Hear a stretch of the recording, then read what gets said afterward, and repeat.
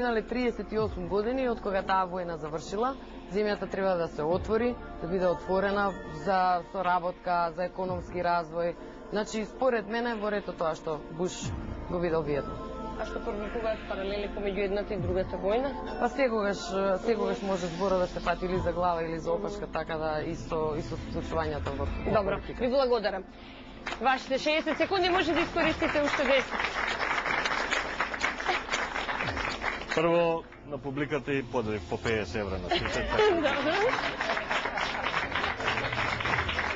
На мојата, на овие тamo. На овие не. Значи, парадоксално е у светската меѓународна политика, особено во војните, дека по Втора светска војна победниците што излегоа и кои го далеа војниот плен во целиот свет, потоа ги изгубија безмалку сите големи војни. Русите во Афганистан, французите во Кореја, американците пак во Кореја, американците во Виетнам, а сега исто ќе им се случи и во Ирак.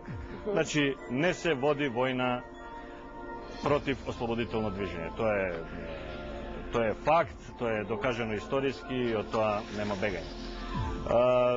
Особено Азија е неплодно тло за американците и покрај тоа што они сакаат да се присуни таму, меѓутоа тоа е најдалеко од нив, од друга страна на планетата.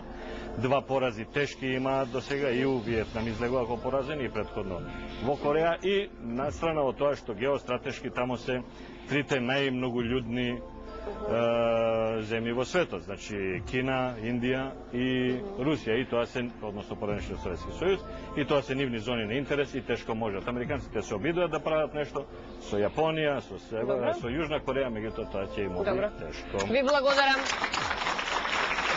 Мислам, погласно шуткајте, отимате по 50 евра. За господинот Буш, вашиот истомисленик републиканец ќе кажат дека е безнадежно безчувствителен кога се работи за коментарите на останатите. Буш е најмоќен човек на светот и од позиција на реалната политика, кој што реков претходно, тој ја води својата политика и ја води Америка како најдоминантна сила на светот. Не би се сложил со господин Миленко Неделковски дека американците ги губат војните, дека се тие од локален карактер или дека се ослободителни. Тие од 45-та година навака работеа да го срушат Варшавскиот пакт, успеа 90-та година да го срушат. Во секој момент во светот има 300.000 војска која што е распоредена што на носачи на авиони, што на полиња на интерес на Америка и согласно интересите и потребите за енергетски извори тие доминира.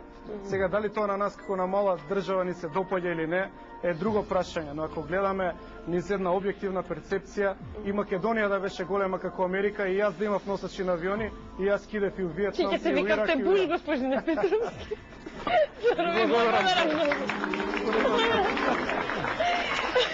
Господица, тоа ти е публика, господице Мешковска. Значи, велат вака, пред било која војна да започнеш со некоја земја,